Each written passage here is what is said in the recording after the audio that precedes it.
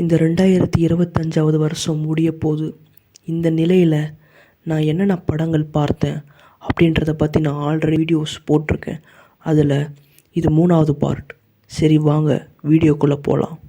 அதில் முதல்ல பார்க்கக்கூடிய படம் 1992 வெளியான எ சென்ட் ஆஃப் ஏ உமன். ஒரு ரிட்டையர்டு காணலுக்கும் ஹைஸ்கூல் படிக்கிற ஒரு இளைஞனுக்கும் இருவருக்கும் இருக்கிற சில குணாதிசயம் அவங்கள இந்த சமூகத்திலிருந்து தனிமைப்படுத்தப்பட்டு ஒரு குறைபாடாக பார்க்குது. இப்படி சமூகத்தால் எந்த விதத்திலையும் ஒன்றிணைக்க முடியாத இவங்க 2 பேருக்குள்ள ஒரு உறவு உருவாகுது. அது அப்பா பையன் உறவா, இல்லை ஆசிரியர் மாணவன் உறவா, இல்லை நண்பர்களுக்குள்ள ஒரு உருவாகக்கூடிய உறவான்னு நமக்கு தெரியாது. அவங்களுடைய அகம் ரீதியான வாழ்க்கைக்கு ஒரு தெளிவும் ஒரு நம்பிக்கையும் உருவாகுது. One of the best psychological character arc கொண்ட படம். கடவுள் நம்பிக்கை கொண்ட நபர், ஆனால் அவர் செய்யக்கூடிய செயல் அறமற்றதாக இருக்குது. இது அவர் உள்மனசில் ஒரு மோதலை ஏற்படுத்துது. அவரால் எதையுமே நம்ப முடியல, யார் கூடயும் உண்மையாக இருக்க முடியல. இது கடைசியில் எங்கே போய் முடியும் அப்படின்றது தான் இந்த படம் நமக்கு சொல்ல வருது. இதுவும் ஒன் ஆஃப் தி ஒரு சைக்காலஜிக்கல் கான்ஃப்ளிக்ட் கொண்ட one of the best film of Francis Ford Coppola. தான் அம்மா அதிகாரத்திலேயே சொந்தமாக எந்த முடிவும் எடுக்காமல் 40 வருடமாக அதே அதிகாரத்தை கொண்ட ஒரு மியூசிக் சொல்லித்தர இவங்க வாழ்க்கை அனுபவிக்க முடியாத அந்த நடைமுறையில் எப்படி ஏற்படுத்தணும்னு ஒரு தெரியாத இவங்களுக்கு அது பெயின் மூலமாக தான் ஸ்டிமுலேட் ஆகும் அப்படின்றத அவங்க உணர்ந்து ஒரு பிடிஎஸ்எம் அப்படின்ற ஒரு நபராக அவங்க உருவெடுக்கிறாங்க. ஸோ அப்படின்ற ஒரு கேரக்டர் எப்படிலாம் நடந்திருக்கும், அப்படி ஆகிறதுக்கும் அண்ட் அதனால் மற்றவர்களுக்கு என்ன மாதிரியான ஒரு பாதிப்பு ஏற்படுதுன்றத இந்த படம் ரொம்பவே பயங்கரமாக சொல்லியிருக்கும். மைக்கேல் ஹேனக் படங்கள் எப்போவுமே நீங்கள் வன்முறையை கடந்து போக முடியாது, உங்கள் மனசில் அது ஊடுருவிட்டே இருக்கும். போஸ்ட் வேர்ல்டு வார் அப்புறம் உயிரோடு இருக்கக்கூடிய வீரர்களுக்கு உண்மையிலே அந்த ட்ராமா நீங்கி வாழ முடியுமா? கல்ட்டுன்னு சொல்லி இதை காசு அமைப்பை சேர்ந்தவன் உண்மையிலேயே ஃப்ரெட்டியை குணப்படுத்தினானா? பால் தாமஸ் ஆண்டர்சன் படங்கள் எப்போதும் இரு ஃபிலாசபியில் எது சரின்னு தெளிவாக சொல்லாமல் ஒரு குழப்பமான நிலையிலேயே ஆடியன்ஸ் கிட்ட விட்டுருவார். இந்த படத்தில் நடித்த எல்லாரோட பெர்ஃபார்மன்ஸும் இன்டென்ஸாக இருக்கும்.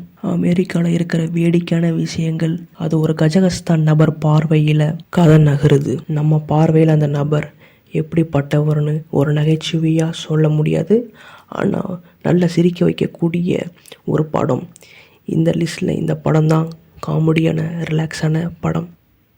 டிபெட் பகுதியில் வாழும் புத்திஸ்ட் மக்கள் தங்க டலைலாமா அப்படின்னு சொல்லக்கூடிய மத குருவை சின்ன வயசுலேயே தேர்ந்தெடுத்து அந்த வாழ்க்கைக்கு ஏற்று அவங்கள பழக்கப்படுத்துவாங்க. இந்த நிலையில் சீனாவில் கம்யூனிஸ்ட் ஆட்சி டிபெட்டை கைப்பற்றதுக்கு வராங்க. அப்போ என்ன ஆனதுன்னு சொல்லிட்டு ஒரு டாக்குமெண்ட்ரி ஸ்டைலில் எடுத்திருப்பார் டைரக்டர் மார்ட்டின் ஸ்கார்செஸி. ரொம்பவே ஆன்மீக தன்மையுடனும் நம்ம மனசுக்குள்ளே அமைதியை உண்டாக்கும் படம் இது. இந்த படம் இன்றைக்கி கூட அதோடைய கருத்தை ஏற்றுக்கக்கூடிய அளவுக்கு ரொம்ப அட்வான்ஸான ஒரு போஸ்ட் மாடர்ன் படமாக பார்க்கப்படுது. காலேஜை முடிச்சுட்டு நம்ம என்ன தான் செய்ய போகிறோம், அப்படி நம்ம எதிர்காலம் எப்படி இருக்க போகுது அப்படின்ற அந்த குழப்பம் எல்லாருக்குமே இருக்கும். இந்த குழப்பத்தில் இருக்கக்கூடிய நம்ம கதாநாயகனுக்கு வரக்கூடிய பிரச்சனை 2 பெண்கள் சார்ந்து இருக்குது. அவங்க 2 பேருமே அம்மா பொண்ணு. இது ஒரு கிளாசிக் படம்.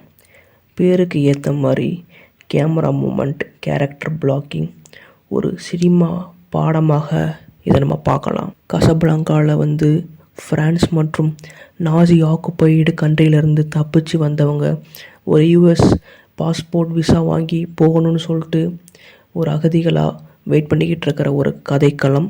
அந்த கதைக்களத்தில் ஒரு மெயின் கேரக்டர் ப்ரொட்டகனிஸ்ட்டுக்கு வரக்கூடிய ஒரு காதல் கதை. அந்த கசப்லாங்கான்ற ஊர் எப்படி இருக்கும் அப்படின்ற அந்த லேண்ட்ஸ்கேப் சம்மந்தப்பட்ட ஒரு கதை. கடைசியாக எல்லாருமே இணையக்கூடியது அந்த ஒரு டிரான்சிட் லெட்டர். அது கிடச்சிதுன்னா யாராலையும் நம்மளை தடுக்க முடியாது.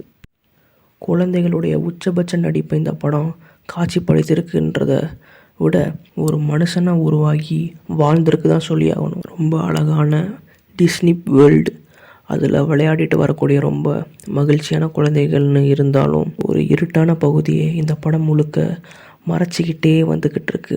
அது அந்த குழந்தைகளோட பயணிச்சுக்கிட்டே இருக்குது. அது கிளைமேக்ஸில் வெளியாகும்போது நமக்கு மறக்க முடியாத அளவுக்கு அது உருவெடுக்குது. இந்த லிஸ்ட்டில் இருக்கக்கூடிய ஒரே இந்திய படம் இதுதான். ரொம்ப யதார்த்த, அதே நேரத்தில் நம் நாட்டு மக்களுடைய உண்மை தன்மையும் அதன் அழகியலோடு நடித்த நடிகர்கள் ஒரு அப்ஜெக்டிவான பெர்ஸ்பெக்டிவில் தான் இந்த படமே எடுத்திருக்காங்க. சாதாரண, அதே நேரத்தில் அசாதாரணமான ஒரு படம். So that's it. இந்த வீடியோ முடிஞ்சிருச்சு. உங்களுக்கு இதை பிடிச்சிருந்தனா லைக் அண்ட் கமெண்ட் பண்ணுங்கள். தேங்க்யூ.